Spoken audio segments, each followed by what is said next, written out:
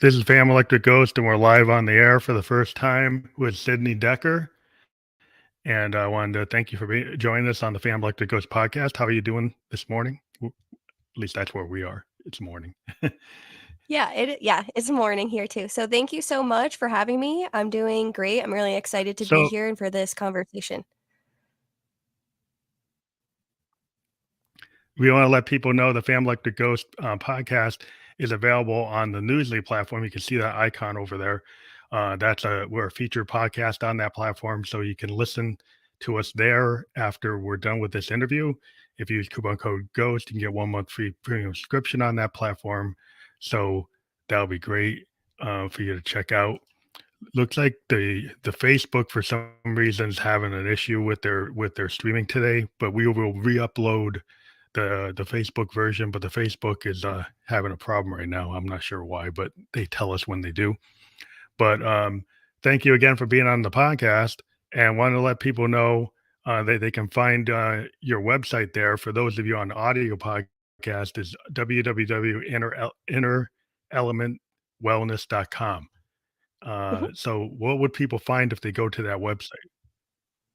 So if you go to innerelementwellness.com, you're going to find a wide range of different services that I offer. So I'm an Ayurveda Health Counselor, first and foremost. That's where I got my certification in.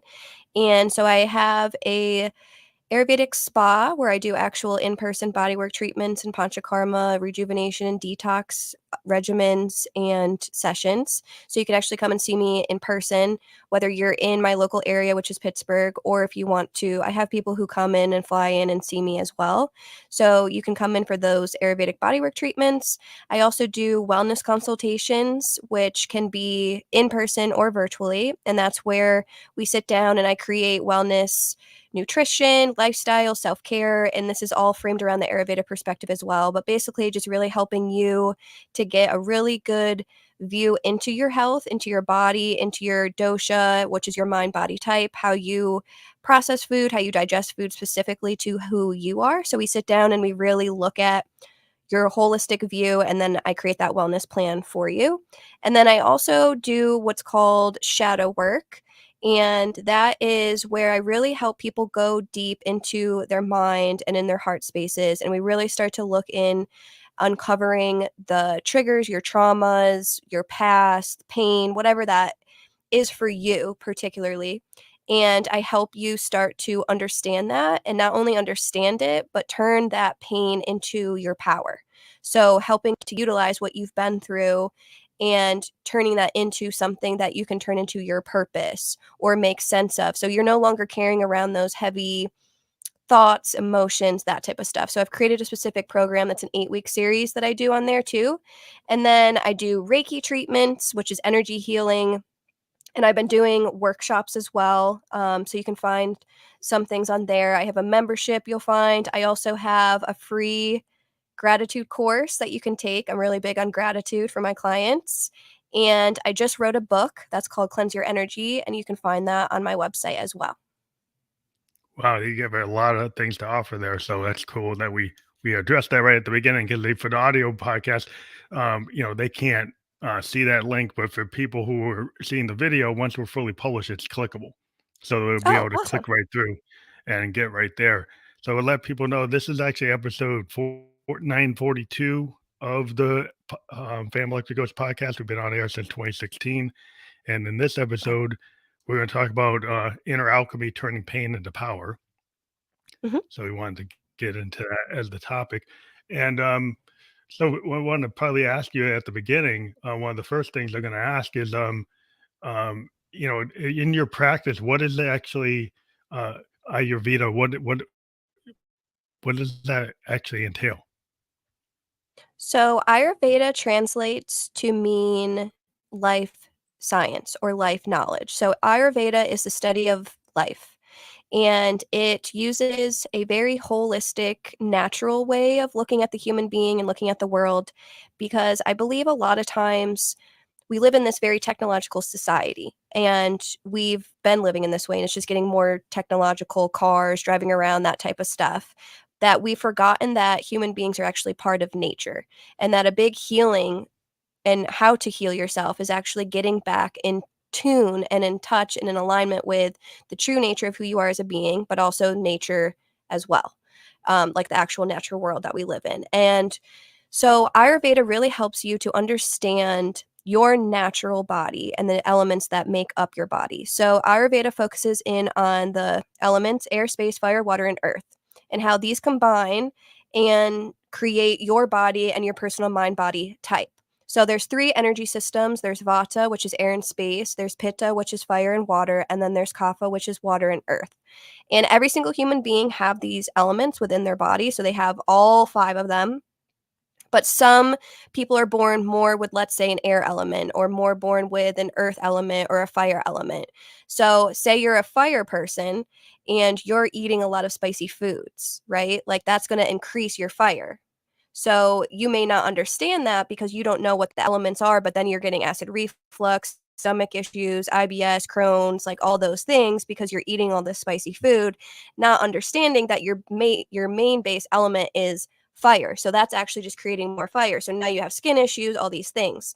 So if you came to see me, Ayurvedically speaking, I do your pulse assessment. I figure out what your mind body type is, so how your brain works and how your body works based on the elements. It seems simple, but it's kind of complex in its own way. So if say you're the person with a lot of fire, so then I sit down and I create a program and I say, okay, we're going to have to cut back on the spicy foods and we're going to have to incorporate some more cooling cucumber, mint, parsley, those types of things. That's going to actually help your body to get to a stable place so that way your fire isn't causing inflammation, IBS, Crohn's, acne, like those types of things. So basically, Ayurveda really just helps you to take control of your body, your mind, and your whole life in a lot of ways as well, and starts to help you understand who you are and what's going to work best for you, and no longer trying to fit into like any particular set of like fad diets or what people are doing right Mhm. now, or like the generalization. It's a very individualized way of looking at health and looking at the human body.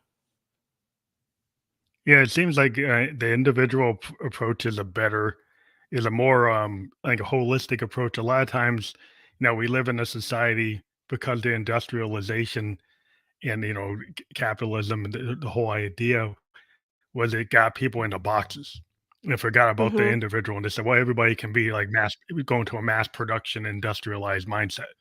And so people tend, before that age, people were more artisans or individuals. They would create things by hand and be Yeah. connected, family farmers growing their own food, not being mass produced and not being made. So it will just, tomatoes that won't bruise, but they don't have the Mhm. nutrition value.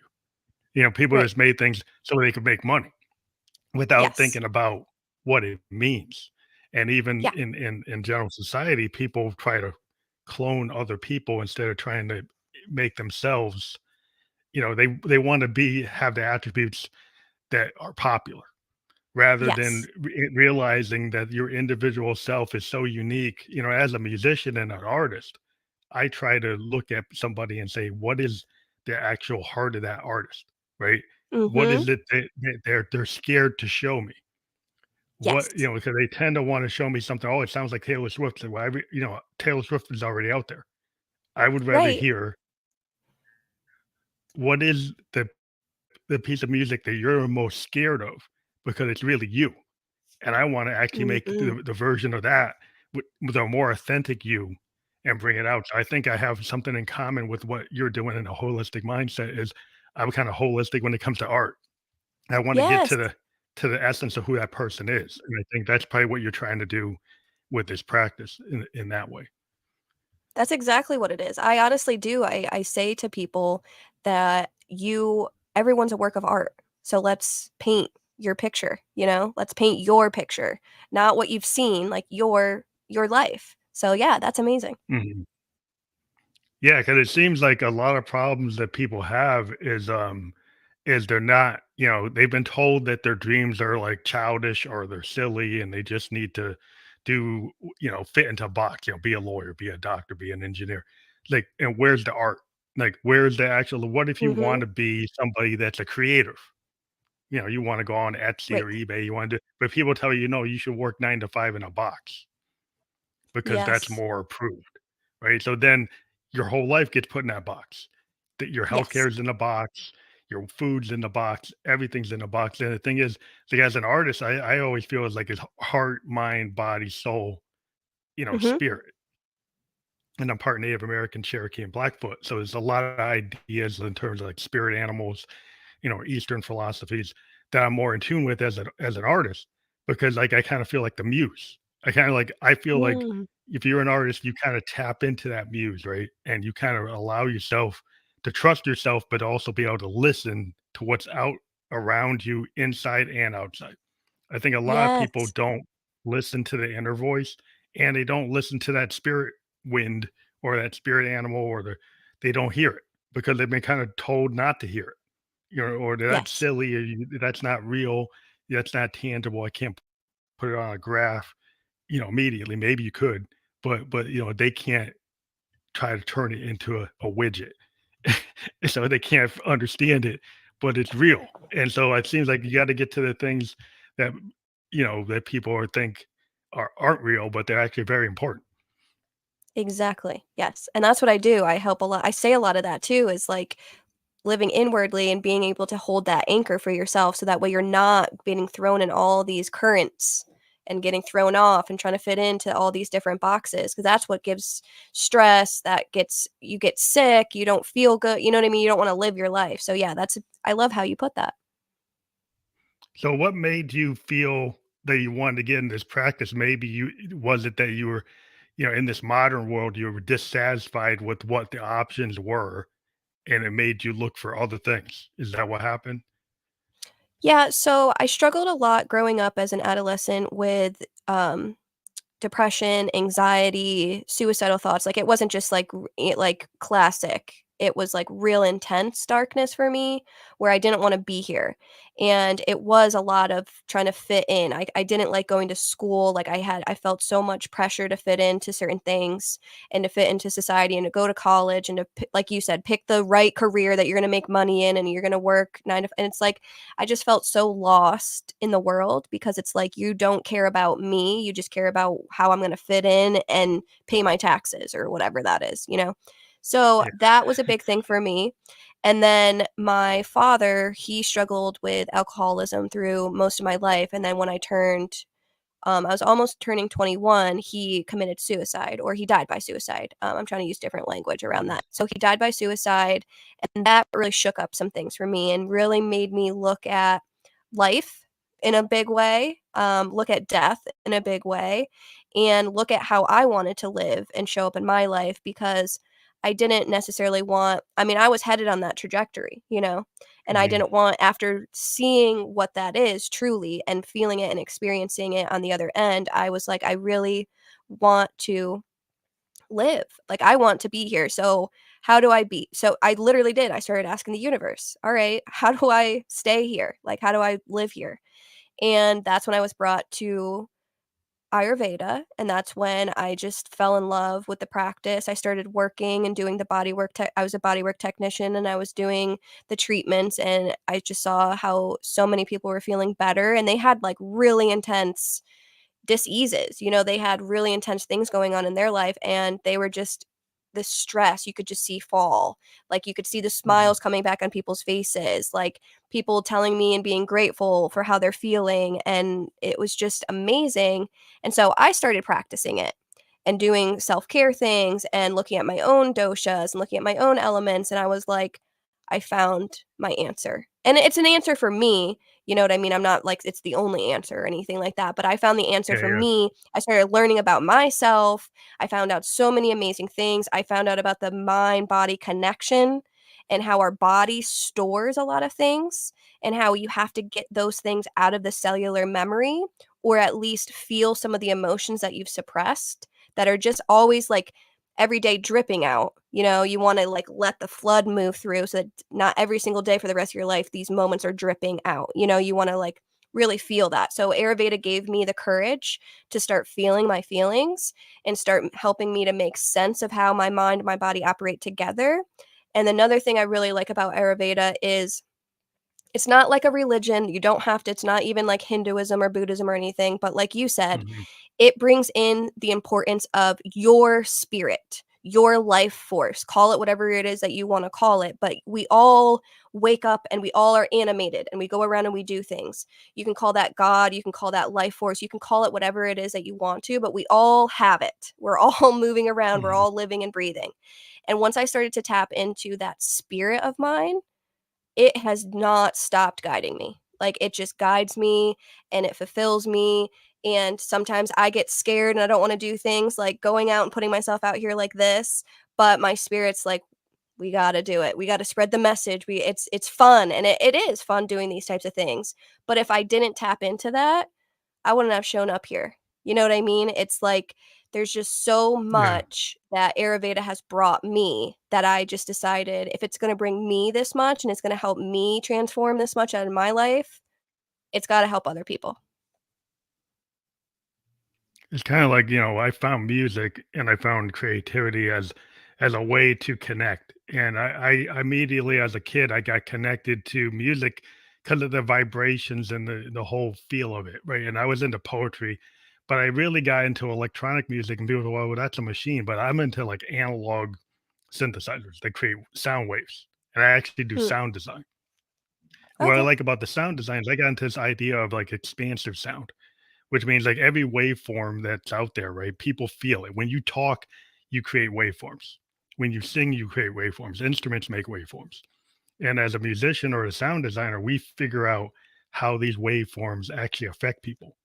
Because like, if you hear music, you can get music and get people really kind of jumping around like a mosh pit or all waving together, because they got this like a universal feel. You figure out that these vibrations, whether they're vocal or through instruments, actually are kind of in tune with your own vibrations as a person. As a person, as electricity Mhm, and signals and waveforms we're radiating. And I think as a musician, we can tap into that whole idea is that there's this kind of universal key that or multiple keys that affect people in different ways and how you can, even subconsciously get affected by these waveforms. And I yes, found like, wow, that's a really cool thing. Whether I make money with it or not, it just is to me, it's a cathartic experience to create and connect with those waves. And yeah, that's how I kind of solve a lot of my own problems is by just being creative and connecting to that energy that is music. But I feel like when people find something that's like inside and outside themselves, it's not just about making money, it's about connecting or understanding yourself. It's like a self-examination of an artist. We mhm, go and we take on the things that are hard and we try to create them, turn it into art. You take something that yes, affects you and turn it into art. I think you find a way as a therapist through this practice is how do you connect, this with somebody's depressed or somebody's feeling sad or somebody's melancholy. How do you channel that to something that's not that or mhm, can use it to get better? mhm. It's interesting as you were saying that because a lot of my work is an internal work. So it's like for me when I first started healing myself, right? And like really looking at things like I was like, how can I turn this that I've been into something else? So it's like it it's like I saw the darkness and I started to try to find the colors in the darkness to start to create from that darkness who I want to be. Mhm. And it's like it's energy, right? So it's like there's something here, there's a soil here in this darkness and I want to grow from it. So when you were saying that with the waves and the creativity, I almost saw it's like the spectrum of color is like there's so many different colors in the darkness that we can't see. It's like a melding, but if you Mhm. start to kind of piece it apart, you can start to see the greens and the blues and the purples and the pinks and the yellows and the oranges, and, like, you can start to actually create something from that because in your experiences, it is creation. You know, you're what can you learn from this? What is here for me? What is this? And our society, it only takes you to, "This is horrible that this happened to you." And it doesn't take you any farther than that, you know? It's like it keeps you in those, like we said, boxes, but even with experiences, you get boxed in, and it's like, "This is so sad, and this is so awful," and it's like we like to feel the good feelings, but we don't realize that in order to create what it is that we want to feel, we have to Mhm. go deep into those other pieces in order to feel that. So, in order to really truly feel love, you have to feel some type of grief. In order to truly feel Yeah. joy, you have to feel some type of sadness and anger. Yes.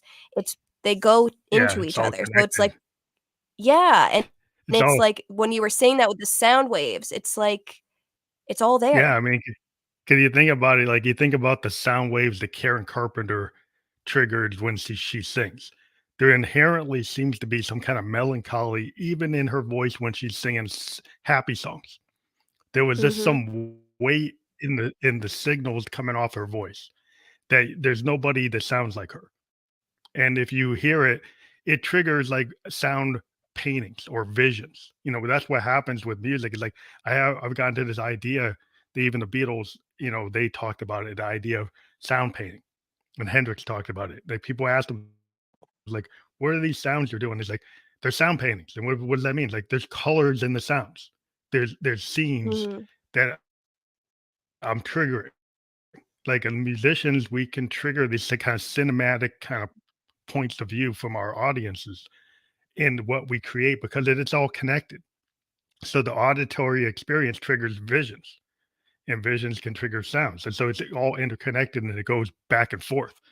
And when part of the whole thing is like there are some things that are dark, there are things that are Mhm. light, there are things in between, and in Mhm. order to get through it, it's not all happy.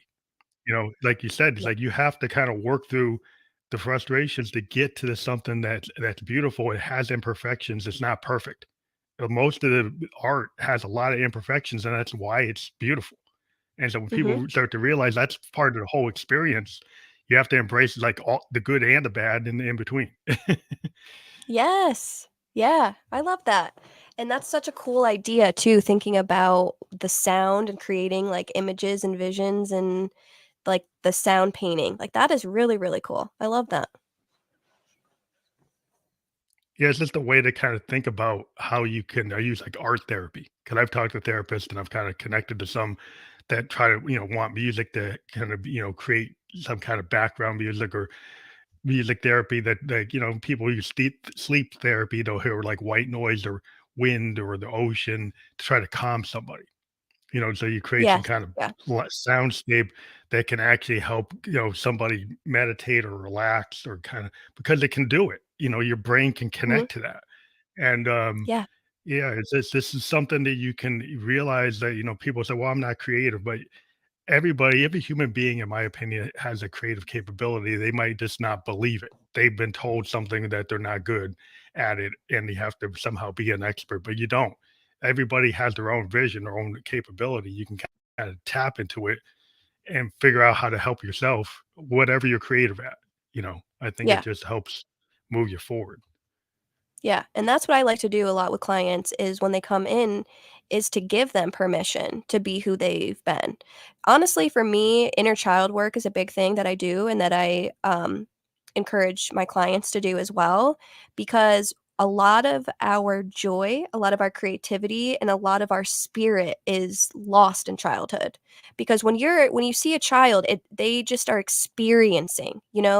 They're just fully there. They don't know about how you gotta act like a robot to fit in. You gotta wear the certain things and do the jobs and do the right things, and if you step out, you're weird. Like, you've seen children, they are who they are, and they'll look at you straight up and be like, "Why is your hair ugly?" Like, like, they're just who they Yeah, are, yeah. or they're gonna come Don't to you have and a be super filter. loving and be like exactly, and they're like, "I love you." And I mean, granted, we don't need to be going around and telling people, like, "Why is your hair like that?" or whatever, but so there's some of those things. But at the same time, when I started to go back into when I was doing my own healing, I started to look at myself in childhood and who I was.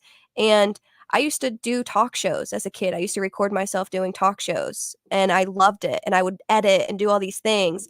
And I wanted to be a healer. And so I would make like these little concoctions outside with like flowers and dandelions and like twigs and all these things. And I would write books and poetry and do all these things, and I wanted to be a fashion designer, which I haven't done something like that yet, but when I started to look into those things, I realized now what I love to wake up doing, which is my job and being a business owner and helping people, the ways that I did things as a kid. You know what I'm saying? Like, I wrote a book, Hmm. I'm going Yeah. on podcasts, and I'm putting myself out there. This is joy for me. This is fun, and it's where my spirit is, and a lot of the information that I got when I was like, "Well, what's my purpose? What should I do here?" I had to kind of follow it back to, well, what was little Sydney doing? What did she find joy doing by herself in her room? Making talk shows, writing books, drawing, creating things, Yeah. like, coming up, I mean, I was super magical. I had my own little spell book, and I would make up these, like, little Yeah. healing things and all that stuff, and that was fun. But it's like, that's who inspires me is my spirit, and I feel like we're so much more connected to our spirit when we're children, before we get told to kinda cut that off and we go to school and we're kinda boxed in to certain routes that we have to take. Yeah. Like It's you like said, the doctor, the loyal, that stuff. a lot of times, like artists, people like you guys are immature. It's like, well, part of it, and like Yeah.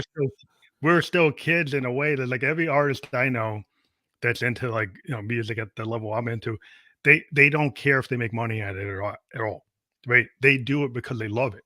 They do it Mhm. because they're so passionate about it. It's not about trying to hit the trends, right? It's about the fact that it makes them feel like that 10-year-old kid or the 7-year-old kid. That's what makes them happy, right? Because they're able to have that kind of freedom of having this open mind, and that you're always kind of you know, you get a little scared when you're a creative person that's willing to kind of push things, right? Because you go sometimes you go where you're not most comfortable, and a lot of people don't get Yeah. it. Like they see an artist, they want them to just play the song they love, right? As a fan, but Mm. artists, they might have wrote that when they were 19 years old or 22 years old. By the time they're 38, they probably don't want to play. They don't want that's not where their head's at, but their fan is still there. So Right. so Right. the creative type of person is always progressing, and it's either you're in sync with your fans or you've gone kind of beyond where those fans are. You get new fans, and Yeah. as an artist, you kind of as a person, you have to kind of realize like your parents, your friends, they might want to see you as like age 22, or they want to see you at age 3. They want the person that they knew, but Yep. people always progress. And some people, they might not stay in sync with you. They might get a little out of sync with you. You kind of got it's like, well, should I change because of that, or should I keep on going on my journey? You know? Yep. Oh, yeah. I mean, I've struggled with that recently in this past year, to be honest. I This past year, I decided to really follow my purpose and to really put myself out there and to start acting who I am inside, because I was in a lot of ways out of fear or wanting to keep the status quo for my family or my friends. Like you said, like, I knew and I had a feeling that if I started to do certain things, I may not have the same people in my life, because some people, they are where they're at and they're not going to change. And I love them and that's so great for where they're at, but I got to go. So for a while there, I was keeping myself down and trying to Mhm. keep these people in my life.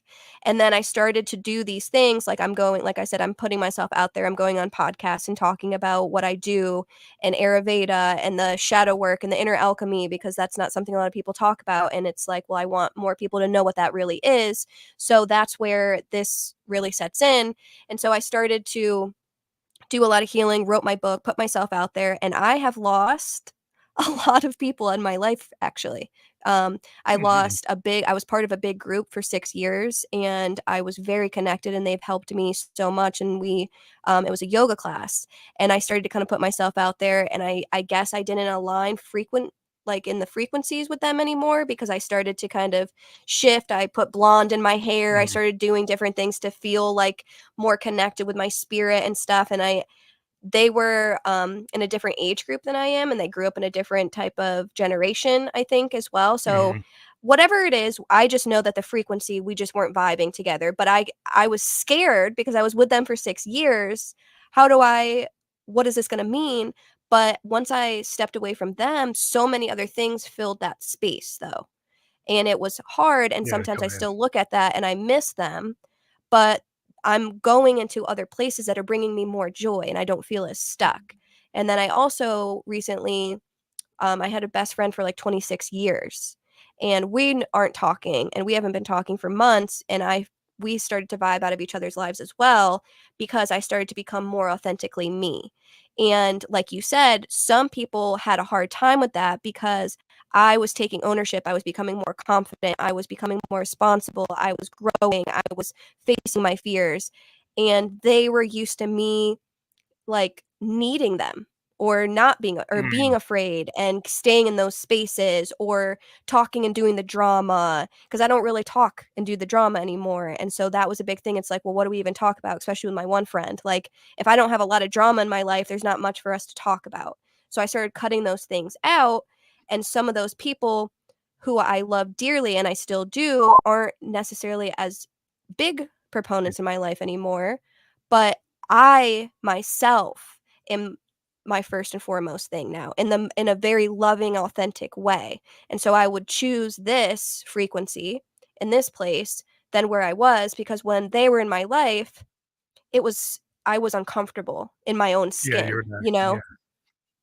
Yeah. because sometimes where people around you are comfortable, you're totally like not like even feeling it within your own skin. You feel like, why I don't even feel right, right? But Yes. people expected you to be that way, and people run into that, because some people like they create a mask or they create this character.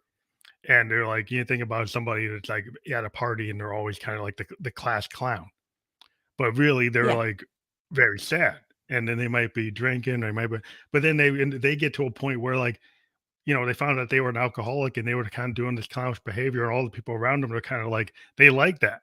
But that version of that person was hurting that person.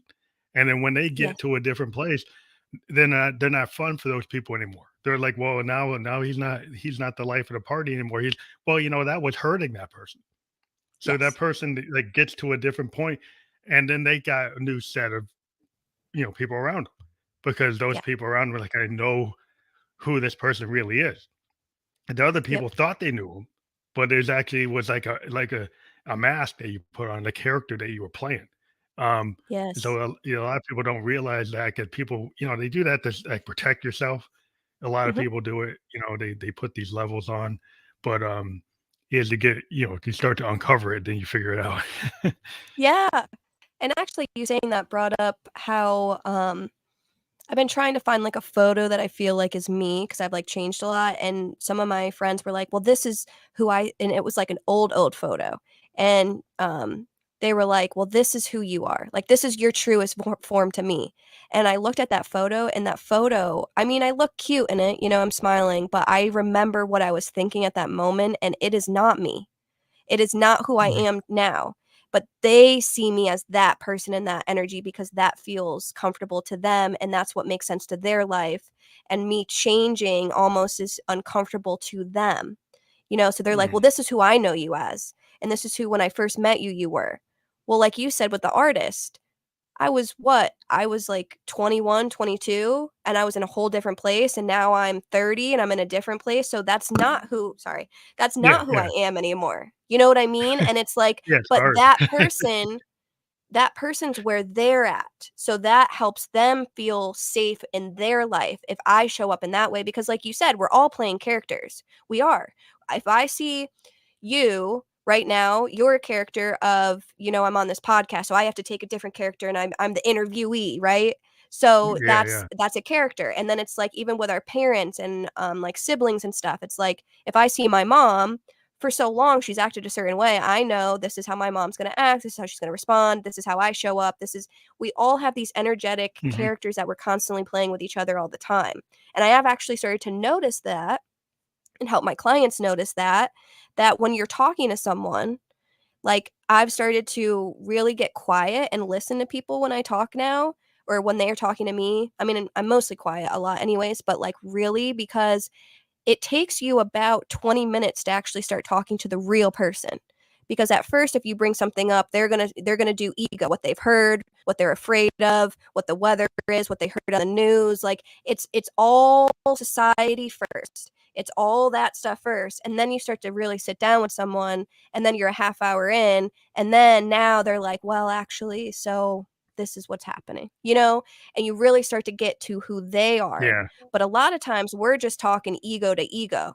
We're talking fear to fear. We're not even talking to the truth of anyone like who's there. Like if I wanted to become a pilot, right? And I'm like telling you I'm going to become a pilot and you tried to become a pilot but you couldn't do it and you crashed a plane and I'm like I'm going to become a pilot, you're going to look at me and you're going to say, "No, no, no, no, no, don't do that. It's going to happen. This is what's going to happen and whatever, whatever." Well, that's your version. You know what I'm saying?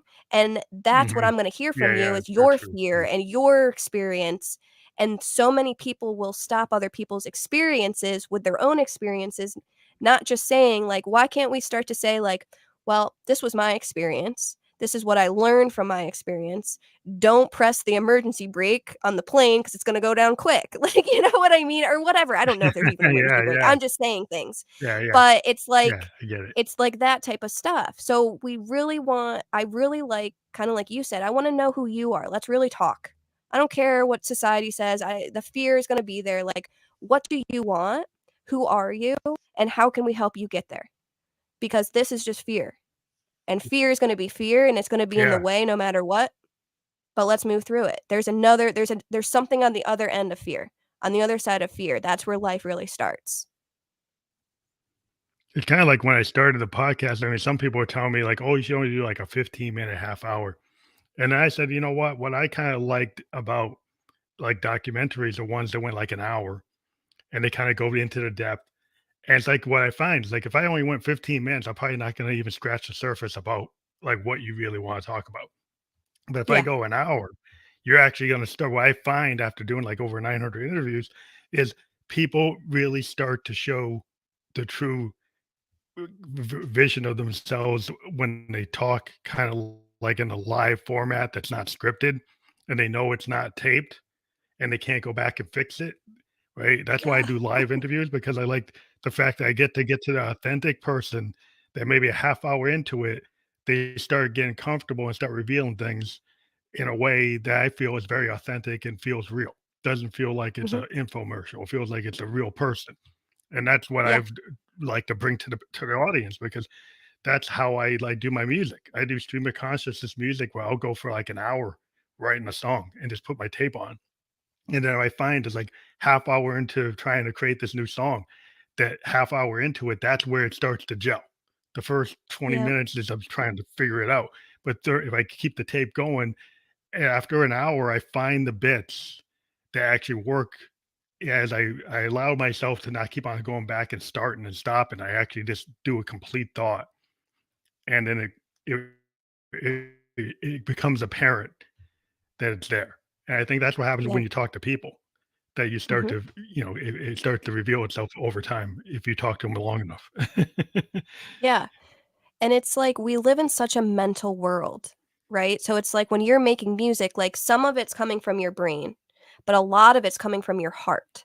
And a lot of us, we think that our imagination is in our brain because we don't understand that our heart energy is actually 16 times, it's research, 16 times more powerful than our brain energy.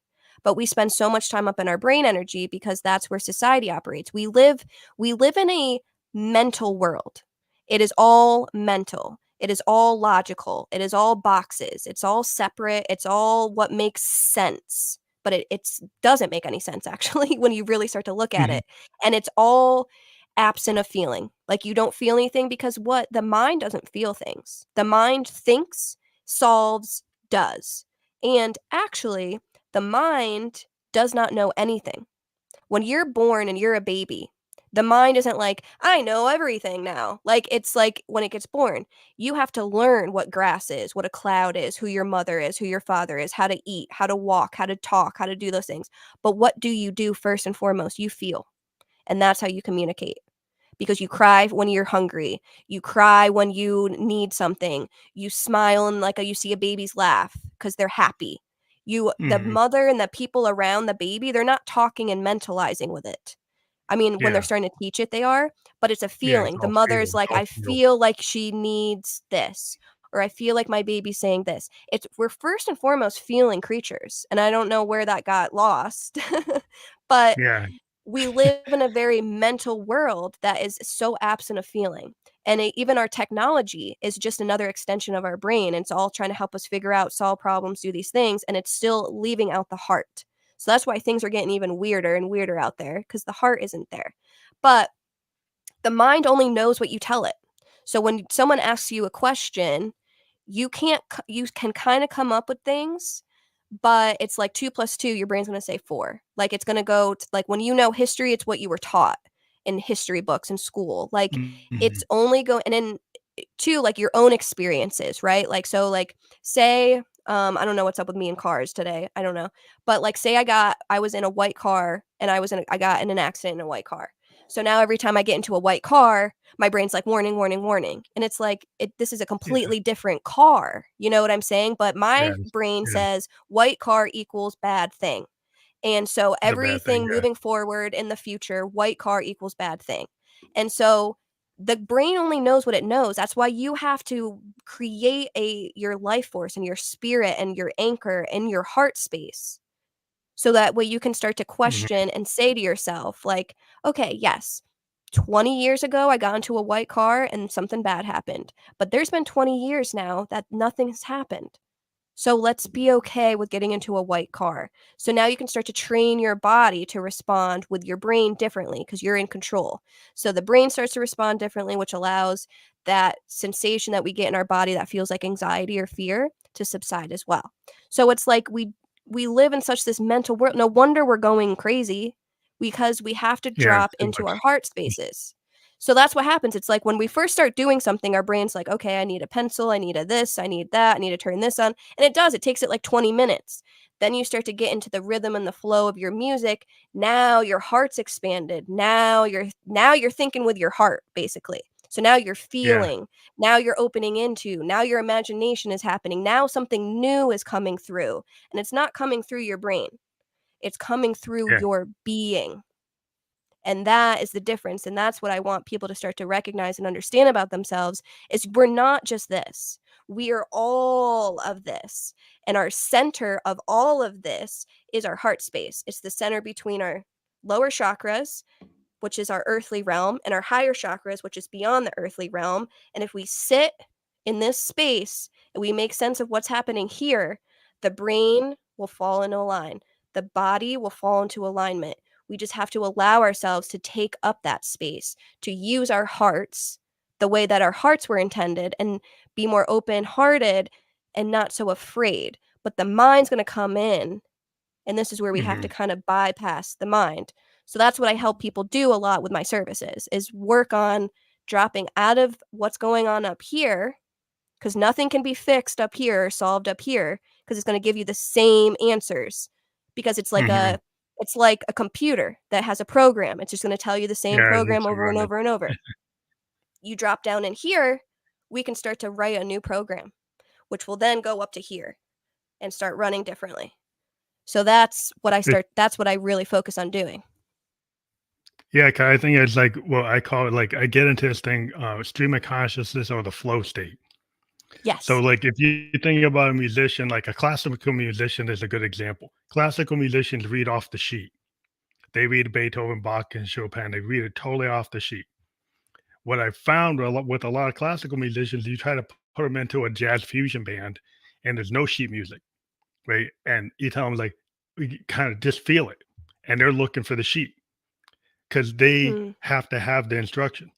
They're using their a lot of their mind because they're reading mhm, the notes as they were written. Now they can express it a little different, but they're kind of locked in.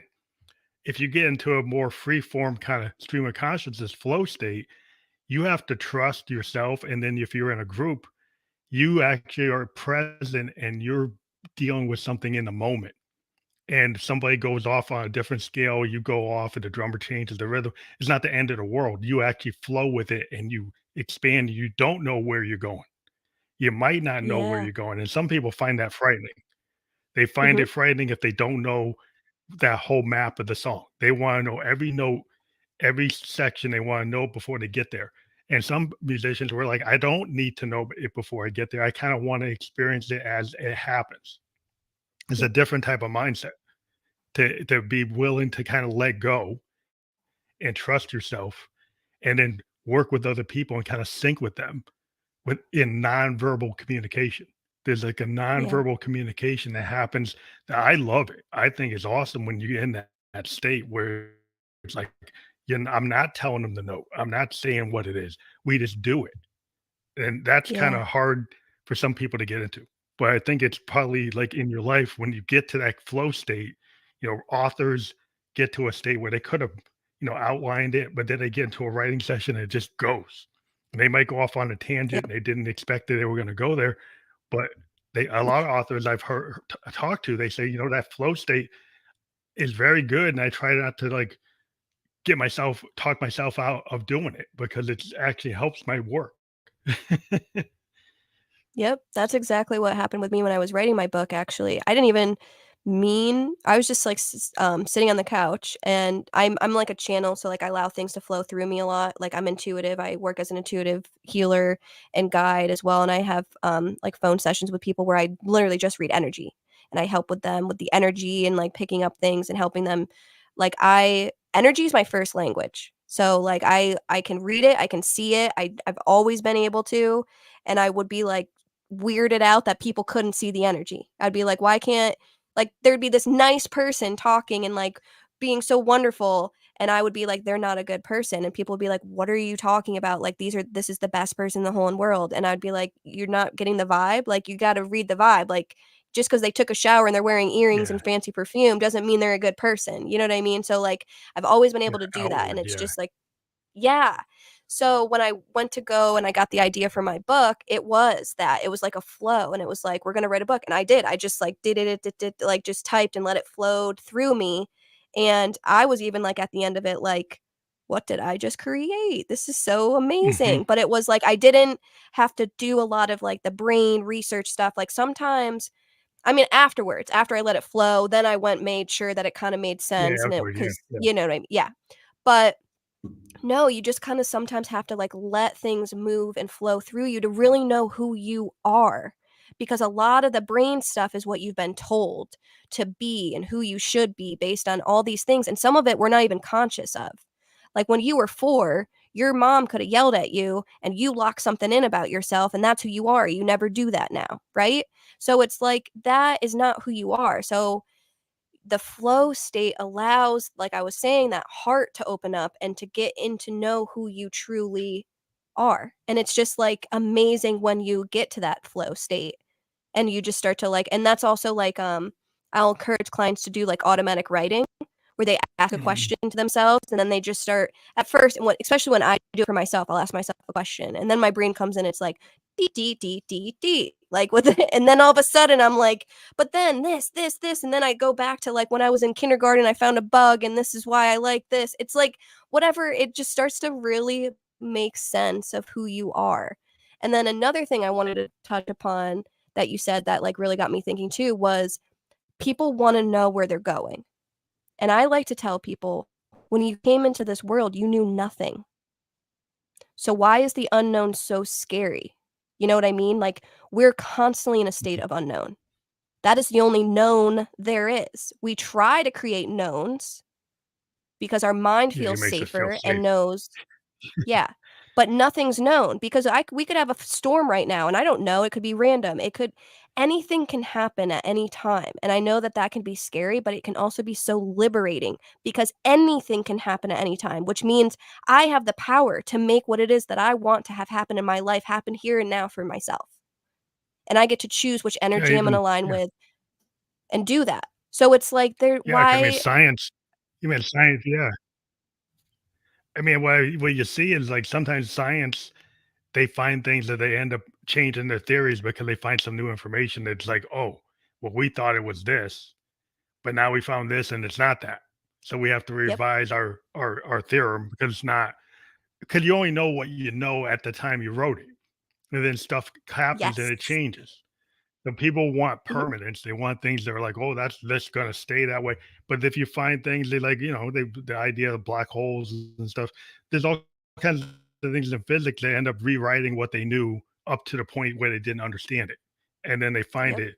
So it's very creative, even when you have scientific laws. It's like the universe is always unraveling, and there's stuff that there's only so much human beings know at any one time, Yes. and then people want to think that that's it.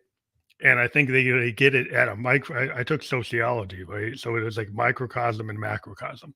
Microcosm's like the Mhm. individual, and the macrocosm's the society. And people get stuck into thinking, well, I'm an individual and I really have no impact on the macrocosm. That's totally Yes. false, because the microcosm and the macrocosm are interchangeable. I mean, you're intertwined. What Yes. individuals are doing is affecting both. And there's a group behavior and individual behavior. It's all connected. And so people think, well, if I do this or I say this, it doesn't matter. Yet things matter. It's all in the Uh-huh. universe. And people like try to discount things, and then they don't understand how it kind of builds up. So I think there's got to be a better understanding of like yourself at the beginning, right? Because a lot of people, if you don't understand yourself, how are you going to be in a relationship with somebody else if you don't even know where you are? Yep. You Yeah. kind of have to know, because you're never going to connect if you don't really know where you are, where your problems are, because you just kind of think somebody's going to save you. No one can save Yes. you but yourself. Like, you can't, like, you think that I'm gonna find some soulmate and they're gonna save me. Like, if you Yep. haven't resolved the core issues that are part of what's going on with you, that other external person, how they're not gonna change it. You're just gonna keep on repeating it with different people. Yep. And that is exactly what my, like, inner alchemy, pain into power is all about, to be honest. It's like, that's what it was for me, and that's actually what Ayurveda teaches too, is the microcosm and the macrocosm, and how what I do actually changes the cosmos far, far away from me. And it's, like, amazing because it is all interconnected, it is all intertwined. So, when I was younger, I saw the world as a very dark, scary, fearful place, and I was dark and scary and fearful to be around. People were afraid I was gonna kill myself. People were afraid, like, to rock the boat. I had triggers. I would have blow-ups. I would not be able to leave my room for days. Like, I lived in a very dark world. And then I decided I didn't wanna live that way anymore, and I wanted to take things into my own hands, and I wanted to get to know myself and open up into my heart space. And so I started to do the real work, getting to know myself, getting to know my triggers, my wounds, my pain, my past, getting to know who I truly am, working with my mental body, going in, healing my inner child with my heart body, doing those things. Now my world is so bright and people love being around me. Sometimes I even have to like create boundaries because people want to be in my life. And I have to be like, I need to sit in my room for 3 days. Like, and I love it. Yeah. I love all of it now. And it's my world is completely different. I literally change, and it's just my perspective because we have complete total authority over our world. We don't even realize. So I used to live in hell, and now I live in heaven to me. And I'm continuing to find Mhm. more and more of what that heaven to me looks like, or that positive life, or that dream life myself is. But we literally can move from one space, getting to know who we are, into a completely different space. And it's all working with the energy. It's all getting to know yourself. It's all like doing the deeper stuff, but going in and understanding that I kind of changed the world in a lot of ways. I changed my world. And now how I show up and operate in the world is helping other people to change their worlds, which is helping other people change their worlds, which is helping. It's all, like you said, this interconnected spirally process that happens. And it's beautiful and it's amazing. And that's where I really encourage people right now, where the world's at and what things are going on. Get to know yourself. Really spend some time getting to know yourself, because we have seen it. It's only the more that we give our authority to the outside world, the more fearful we are, the sicker we are, and the more crazed we feel. But when you start to go inwardly and you start to get to know who you are, all that stuff's going to be happening, and you're going to say, but I can do something for myself here, and I can choose this, and that's the best thing that's going to make me feel good and feel safe and right. And it's not going to be hurting anyone else or anything. It's just going to be setting boundaries, taking care of yourself, feeling in alignment, making new connections with people that you feel are actually in alignment with you now. You know what I mean? A lot of things, even Mhm. though it's unknown, it's so beautiful is how it unfolds. It's like you bloom, and it's just so amazing. So I love that you brought up the microcosm and the macrocosm, because I've literally seen that my little microcosm has changed and my macrocosm has changed. I don't see a lot of the old fearful stuff that I used to see because I'm not in alignment with it anymore. When I open up my social media, only positive. I rarely see Hmm. negative things because that's where I pay attention to now, you know? Yeah, it's kind of like you like your I think your book it's called Cleanse Your Energy. If you think about like if you're in a bad fractured place, right? It's kind of like you're like if you think about like a wave, if you're like a jagged waveform, you're irradiating like this kind of anxiousness, right? You're prickly. People are going to be like, do they really want to be around people that are giving off a vibe that they're like it makes you uncomfortable. Like so, but if you get at peace, like if you find your like inner peace, if you start, then what happens is people start coming around you because Yes. they feel comfortable to be around you because you're not giving off this kind of aggressive energy that's like pushing people away. And so Yes. like when you know that you can get yourself in alignment and kind of calm yourself down from being like in a fight or flight kind of fractured self, you're always running, or you're always like scared, you have fear. Like fear is what causes like all the massive problems. If been a study of politics and history, fear always generates anger, generates violence because people Yes. get, that's the easy thing to do. Is like, well, I'm going to go take care of that before it comes to me Yes. without Mhm. thinking about what it means, right? Because it Yep. is like all about protecting. And if you feel more confident, you're not going to be as, scared. You're not going to be as Yep. fearful. So I think that puts you like in that idea of the wellness of Mhm. yourself. It's a good place to be. So again, I think I Yeah. mentioned your website, www.innerelementwellness.com, so that people like we talked about at the beginning, but if you go to your website, what do people find again? They will find a list of my services that I offer. They'll find my Inner Alchemy program, Turning Your Pain into Power, which I love working with people. Like I said, I can work virtually, in person, doesn't matter. You're going to find my gratitude course, which is my free gratitude course. I made it free because gratitude should be free because it's just something that can change your whole entire life. And so if you don't want to work with me, go and at least do the free gratitude course, because I'm telling you, it will change how you see things. Like, anything that happens to me, even if it's a negative, positive, doesn't matter. I say thank you and it shifts. It's just amazing. Like, I will forever be or like a supporter of gratitude and putting it out there. So you'll find that. And then I wrote, like you said, the Cleanse Your Energy book is on there. You can find the e-version on my website, and then you can also find the paperback in-person version on Amazon as well. And Cleanse Your Energy, I love how you kind of described that whole Mm. process of, like, if you're a jagged wave, when you cleanse your energy, you get to be the wave that you want. And then, like you said, you can start to attract the things into your life that you want. And that is exactly why I wrote that book, is to help people. If you don't want to have to work with someone, I give you 7 ways to cleanse your energy. I break down what your energy body is, what it looks like when it's clogged up, how it gets clogged up, why you need to cleanse it, the power of intention behind cleansing your energy, the power of gratitude and bringing that into your energy practice. There's a quiz in there too that you can figure out where your energy's at, and then what of the practices that I've outlined that you can help start to cleanse your process and like your energy to start that process for you.